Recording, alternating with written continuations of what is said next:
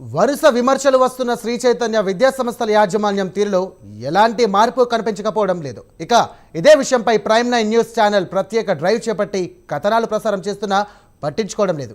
ఇటీవల మారక పలవుతున్నటువంటి ఓజోన్ వ్యాలీలో శ్రీ చైతన్య కళాశాల హాస్టల్లో మరో విద్యార్థి ఆత్మహత్య అందరినీ కలిచివేసింది. చీపురుపల్లికి చెందినటువంటి విద్యార్థి ఇంటర్ మొదటి సంవత్సరం చదువుతున్నాడు. ఆ విద్యార్థి సూసైడ్ చేసుకోవడం కలకలం రేపింది.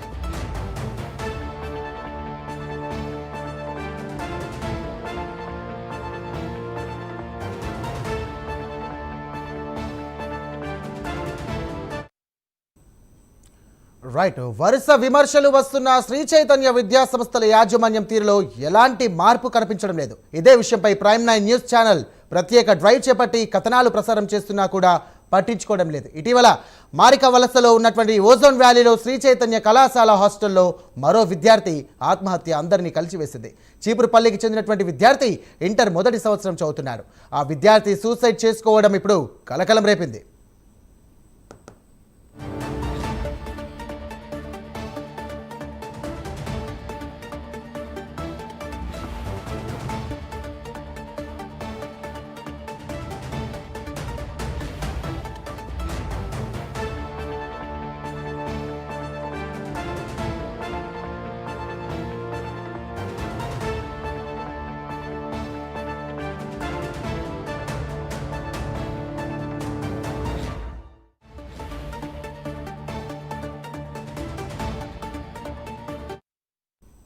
రైట్, ఇదే అంశానికి సంబంధించి మరిన్ని వివరాలు కాలేజ్ హాస్టల్ నుండి మా ప్రతినిధి సతీష్ నాయుడు అందజేస్తారు. సతీష్ నాయుడు, శ్రీ చైతన్య విద్యా సంస్థలపై ప్రైమ్9 ఛానల్ ఎన్నిసార్లు వరుస కథనాలు పెట్టి ప్రజలకు చూపించినప్పటికీ కూడా కాలేజ్ యాజమాన్యం కానీ విద్యా సంస్థల యాజమాన్యం కానీ ఇప్పటివరకు ఎలాంటి చర్యలు కానీ దానికి సంబంధించినటువంటి ఎలాంటి మార్పు కూడా రాలేదు. ఎందుకింత నిర్లక్ష్య ధోరణి వ్యవహరిస్తుంది? అలాగే నిండు ప్రాణాలు ఉజ్వల భవిష్యత్తు కలిగినటువంటి విద్యార్థుల పాలిట శాపంగా మారుతున్నాయి. ఎందుకని? ఇంకా అక్కడ పరిస్థితి ఎలా ఉంది? అసలు యాజమాన్యం ఏమంటుంది? తల్లిదండ్రులు ఏమంటున్నారు? Thank you Sairam. ఇక్కడ చూసుకున్నట్లయితే మనం ప్రైమ్9 న్యూస్లో గత కొన్ని రోజులుగా శ్రీ చైతన్య విద్యా సంస్థలో ఆగడాల మీద మనం డ్రైవ్లు చేస్తూ ఉన్నాము. ఎంత డ్రైవ్లు చేసినప్పటికీ యాజమాన్యంలో ఎటువంటి మార్పు రాలేదని చెప్పాలి. దానికి నిదర్శనంగా మొన్న 3 రోజుల కిందట 16 సంవత్సరాల బాలుడు కార్తీక్ మృతి చెందిన సంఘటన తల్లిదండ్రులకి కలిసివేసింది. శ్లోక సముద్రంలో వాళ్ళు ఉన్నారు. నిన్న తల్లిదండ్రులతో కూడా మాట్లాడి మనం ప్రయత్నం చేశాము. వాళ్ళు ఏడ్చుకుంటూ కన్నీరు మున్నీరు అవుతున్న సందర్భాలు కూడా మనం చూసుకున్నాము. ఇంత జరుగుతున్నప్పటికీను యాజమాన్యంలో ఎటువంటి మార్పు అనేది కూడా లేదు. ఇక్కడికి వెళ్ళి స్టూడెంట్ దగ్గరికి వెళ్ళి నిన్న చూసుకున్నట్లయితే 2,80,000 రూపాయలు వాళ్ళకి ఫీజు అని చెప్పి వీళ్ళకి 10th క్లాస్ ఇంకా రిజల్ట్స్ రాలేదు. నా 80,000 రూపాయలు మీకు డిస్కౌంట్ ఇస్తున్నాము, మీ పిల్లడికి మంచిగా కేరింగ్ అయితే చాలా బాగుంటుంది మీకు అక్కడ అన్న విధంగా కూడా చెప్తా ఉన్నారు. మీ ఇంట్లో కంటే అక్కడ చాలా జాగ్రత్తగా చూసుకుంటారని చెప్పిన సందర్భాలు కూడా ఉన్నట్లు ఆ తల్లిదండ్రులు మనకు చెప్తా ఉన్నారు. అయితే ఇక్కడ ప్రధానంగా మనం చూసుకున్నట్లయితే 2,80,000 రూపాయలకి 80,000 రూపాయలు అంటే 10th క్లాస్ రిజల్ట్స్ రాలేదు. మరి ఏ విధంగా ఇచ్చారు అంటే ఇదంతా కూడాను మసిపేసి మారేడుకాయ చేసే విధానమే అనేసి మనం చెప్పుకోవచ్చు ఖచ్చితంగా. ఇది చూసుకున్నారు. ఇక్కడ చూసుకున్న తర్వాత ఎంత కేర్ టేకింగ్ అనేసి అంటే గతం ఏ విద్యార్థి కూడాను హాస్టల్కి వెళ్ళి చదవాలనేసి అంటే ఏ విద్యార్థి కూడా మొరాయించే పరిస్థితి కనిపిస్తూ ఉంది. ఈ సందర్భంలో ముందు రోజు కూడా పేరెంట్స్ తీసుకొచ్చి మీ అబ్బాయి ఇలా మొరాయిస్తున్నాడండి, మీరు వచ్చి కొంచెం సంజాయించండి అనేసి అంటూ తీసుకొచ్చిన సందర్భాలు ఉన్నాయి. కాలేజ్ యాజమాన్యం కూడా మేము చూసుకుంటామని మీ పిల్లలకి ఎటువంటి ఇబ్బంది ఏమి లేదు, మేము చూసుకుంటామని చెప్పారు.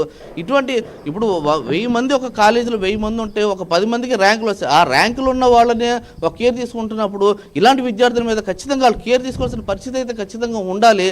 కానీ వాళ్ళు ఎటువంటి జాగ్రత్తలు తీసుకోకుండా అజాగ్రత్తగా వదిలేసి క్లాస్ రూమ్లో ఉండాల్సిన పిల్లోడు రూమ్లోకి వెళ్ళాడు.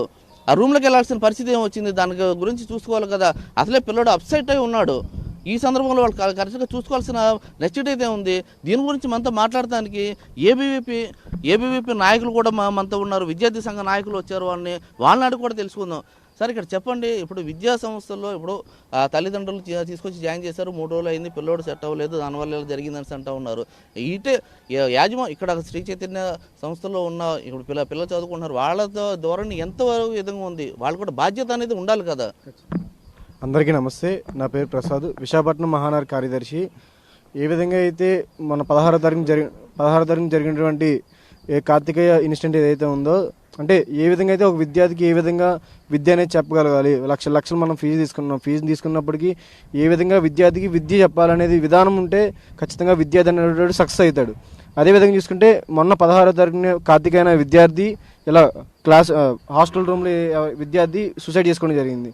దాని కారణంగా ఒక విధంగా చూసుకుంటే ఒక మేనేజ్మెంట్ పరంగా లేదా ఒక విద్యార్థి యొక్క తల్లిదండ్రులు కూడా తప్పుందని చెప్పేసి అనుకుంటున్నాం. ఖచ్చితంగా ఏదైతే ఈ యొక్క కార్పొరేట్ నారాయణ చైతన్య ఈ యొక్క ప్రైవేట్ కళాశాలలు ఏవైతే ఉన్నాయో ఖచ్చితంగా ఈ యొక్క విద్య అనేది వ్యాపారం విధంగా తీసుకెళ్తా ఉంది. అంటే వాళ్ళ అవసరాల గురించి విద్యని వ్యాపారం చేయడం అనేది అన్యాయం అని చెప్పేసి అనుకుంటూ ఏ విధంగా అయితే ఇప్పుడు విద్య అనేది ఒక విద్యార్థికి కొంచెం సులభంగా ఖచ్చితంగా మీరు అన్నదానికి ఖచ్చితంగా, ఎందుకంటే వ్యాపారంగా చూసుకుంటూ 2,80,000 రూపాయలు వసూలు చేస్తున్నారు పేరెంట్ దగ్గర. మీకు 80,000 రూపాయలు డిస్కౌంట్ ఇస్తామని చెప్పి ఆల్రెడీ 2 లక్షల రూపాయలు ఫీజు, అది కాక 40,000 రూపాయలు పుస్తకాలు కనిసండి నా పేరెంట్స్ కూడా మాకు చెప్తున్నారు.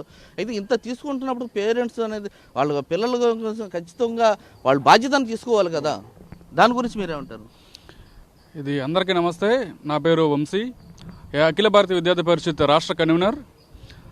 అయితే ఏ విధంగా ఈ 16వ తేదీన కార్తికేయ అనే ఒక విద్యార్థి సూసైడ్ చేసుకోవడం చాలా దురదృష్టకరం. అయితే ఈ విధంగా విద్య అనే పేరుతోటి విద్యార్థుల్ని శారీరకంగా మానసికంగా చాలా ఇబ్బంది పెడుతున్నారు. ఒక వస్తువుకి ఇస్తున్నట్టుగా విద్యని అమ్ముకుంటూ డిస్కౌంట్లు ఇవ్వడం చాలా బాధాకరం. విద్య ఎప్పుడు ఒక మనిషిని ఉన్న స్థాయికి తీసుకెళ్ళాలి. అదేవిధంగా శిక్షణ తరగతులు అనేసి ఉదయం నుంచి నైట్ వరకు ఇలాగ మానసికంగా హింస పెడితే ఏ విద్యార్థి అయినా కేరింగ్ కావాలనుకుంటాడు, ఆడుకోవాలనుకుంటాడు, అలాగే చదువుకొని ఉన్న స్థాయికి ఎదగాలనుకుంటాడు. కానీ ఇప్పుడు ఈ విద్యార్థి విషయంలో కూడా అదే జరిగింది. మొన్ననే 10th క్లాస్ ఎగ్జామ్స్ రాశాడు. 10th క్లాస్ ఎగ్జామ్స్ అంటే ఎగ్జామ్స్ రాశాడు, ఒక 4 రోజులన్నా కానీ ఆడుకోవాల్సిన స్థితిలో తీసుకుని వచ్చి తల్లిదండ్రులు కూడా ఇక్కడ తీసుకురావడం వాళ్ళది కూడా తప్పు ఉంది. మా ప్రైమ్ లైన్ నుంచి కూడా చెప్పేది తల్లిదండ్రులు కూడా అవేర్నెస్ కావాలని చెప్తా ఉన్నాం. సార్ తీసుకుని వచ్చారు, వీళ్ళు అప్పుడే నుంచి అంటే తర్వాత మీకు సీట్లు దొరకవు, క్లాసెస్ అయిపోతాయి, అసలు ఇప్పటి నుంచి రుద్దుడు ఏంది, 9 గంటలు ఉదయం 6 గంటల నుంచి రాత్రి 10 గంటల వరకు చేస్తుంటే అసలు పిల్లల మానసిక పరిస్థితి ఎలా ఉంటుందంట? ఇది ఏంటంటే రేట్ రేస్ లాగా ఒకరు వెనక ఒకరు పరిగెడుతున్నారు తప్ప విద్యార్థికి ఏం కావాలి ఏమీ వద్దు అనే ఆలోచనలో కూడా ఈ కాలేజ్ యాజమాన్య కార్పొరేట్ వ్యవస్థ ఒక మిషన్లా చూస్తుంది, ఒక వ్యాపారంలాగా చూస్తుంది తప్ప విద్యార్థికి భవిష్యత్తు చూడలేదు. మొదటి ర్యాంకులు కావాలి, మాదే మొదటి స్థానం అవ్వాలి తప్ప అనుకుంటున్నారు తప్ప విద్యార్థికి ఎటువంటి సపోర్ట్ ఇవ్వాలి అనే ఈ కోణంలో ఇప్పుడు ఆలోచించడం లేదు. విద్యార్థుల యొక్క ఆశలని, విద్యార్థులు తల్లిదండ్రుల యొక్క ఆశల్ని క్యాష్ చేసుకుంటున్నారు తప్ప విద్యార్థులకి ఎటువంటి సపోర్ట్ చేయడం లేదు. ఇక్కడికి వెళ్ళిన తర్వాత ఒక జైల్లాగా మారుస్తున్నారు తప్ప ఒక స్టూడెంట్ ఎన్విరాన్మెంట్ ఎక్కడ క్రియేట్ చేయడం లేదు. ఒక జైల్లో బందీ పెట్టి విద్యార్థుల్లో 100 మందిని ఒక క్లాస్లో పెట్టి రుద్దుతున్నారు.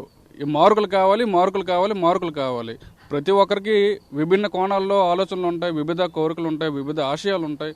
ఆ విధంగా విద్యార్థులకి సపోర్ట్ చేస్తూ ముందుకు తీసుకువెళ్ళాలి తప్ప నీకు ఈ మార్కులు తెచ్చుకోండి అంటే మానసికంగా వాడు కృంగిపోతాడు.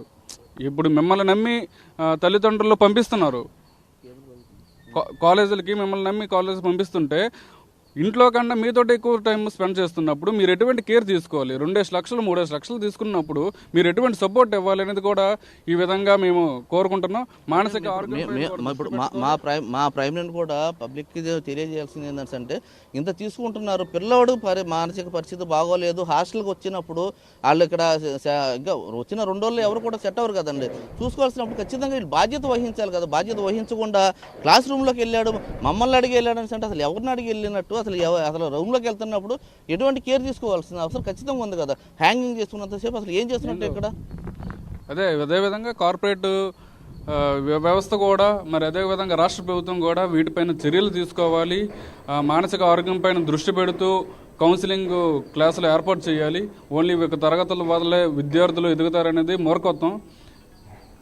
పీపుల్ సపోర్ట్, స్టూడెంట్ సపోర్ట్గా ఉంటేనే రాష్ట్ర ప్రభుత్వం కూడా తగు చర్యలు తీసుకొని ఈ విధంగా మేము ఇంకా ఈ న్యాయం జరిగేంత వరకు ఇంకొక విద్యార్థికి ఇదే జరగకూడదని మేము ఇంకా పోరాటం చేస్తాం.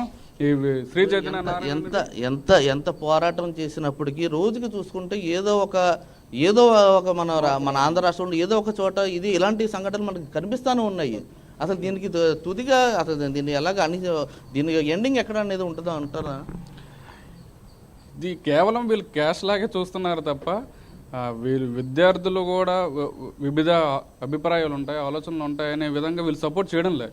కేవలం మాకు డబ్బు వస్తుంది, మాకు ర్యాంకులు పెట్టుకుని హోల్డింగ్స్ చూపించుకుంటున్నామనే పేరు తప్ప ఎటువంటి చర్యలు తీసుకోవడం లేదు. దీనికి కన్క్లూజన్ రావాలంటే రాష్ట్ర ప్రభుత్వం ముఖ్యంగా నిర్ణయం తీసుకొని రావాలి. అదేవిధంగా విద్యార్థులు తల్లిదండ్రులు కూడా కలిసి మాట్లాడుతూ, యాజమాన్యంతో కూడా మాట్లాడుతూ, వాళ్ళ యొక్క అభిప్రాయాలు కూడా తీసుకుంటూ శిక్షణ తరగతులు ఇవన్నీ తీసుకుంటేనే ముందుకు సాగుతాం.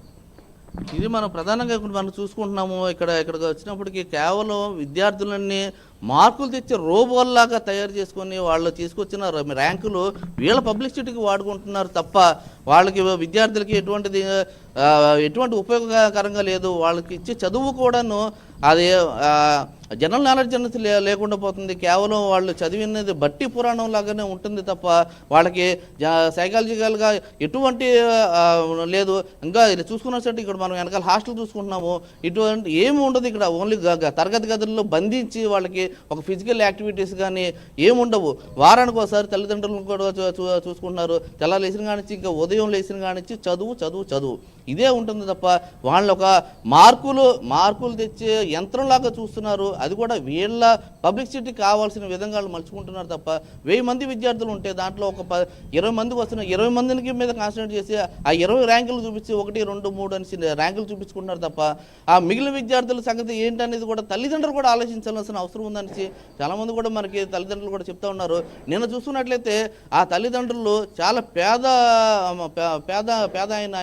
ఆయన చూసుకుంటే ఏదో చాలా చిన్న ప్రైవేట్ ఉద్యోగం చేసుకుంటున్నానండి, తల తాగడ పెట్టుకొని పిల్లడికి మంచి భవిష్యత్తు ఇద్దామన్న ఉద్దేశంతో మేము ఇక్కడ జాయిన్ చేయడం జరిగింది. అయితే మా పిల్లల్ని చూసుకుంటే ఒక 3 రోజులకే ఇలాగ విగతజీవిగా మాకు కనిపించాడు. మాకున్న ఒకే ఒక వారసుడు అతను. మేము బాధను ఎవరు చెప్పుకోవాలని అంటే ఏమంటే మీరు ఎందుకు ఫైట్ చేయలేరు, మీ తప్పు ఎంత ఉందో యాజమాన్యం కూడా తప్పు కూడా అంతే ఉంది కదా, మీరు ఎందుకు ఫైట్ చేయట్లేదు, వాళ్ళు మీకు ఎంత చెప్పారు, ఇక్కడ మీకు టేక్ కేరింగ్ అనేది చాలా బాగుంటుంది, మీకు మీ ఇంట్లో ఉన్నట్టు ఉన్న వసతులు ఉంటాయి అని చెప్పిన వాళ్ళు మీరు ఎందుకు మాట్లాడలేదని అంటే పెద్దవాళ్ళతో మేము తలపడే మాకు ఓపిక పేషెన్స్ మాకు లేదండి అనేసి అన్నట్లుగా వాళ్ళు చెప్తాం. అసలు ఎంత దారుణమైన పరిస్థితి అనేసి అంటే కనీసం వాళ్ళు వచ్చి ఇక్కడ వాళ్ళ పిల్లల గురించి వాళ్ళు ఫైట్ చేసుకునే దాన్ని కూడా వాళ్ళు ముందుకు రాలేకపోతున్నారు. నిన్న కూడా మనం చూసుకున్నాము, ప్రైమ్ 9 ముందుకు రావడానికి అసలు మీడియా ముందుకు ఎవరు ముందుకు రాలేదు. కేవలం ప్రైమ్ 9 మనం చెప్పిన దానికి మేము ఇలా చేస్తున్నాము, మీకు జరిగిన మా బాధను మళ్ళీ ఇంకో విద్యార్థికి జరగకూడదు, మీరు పడుతున్న క్షోభ, తల్లిదండ్రులుగా మీరు పడుతున్న క్షోభ ఎవరు జరగకూడదని అన్నట్లు కూడా మనం చెప్తున్నాము. Right Satish, thank you.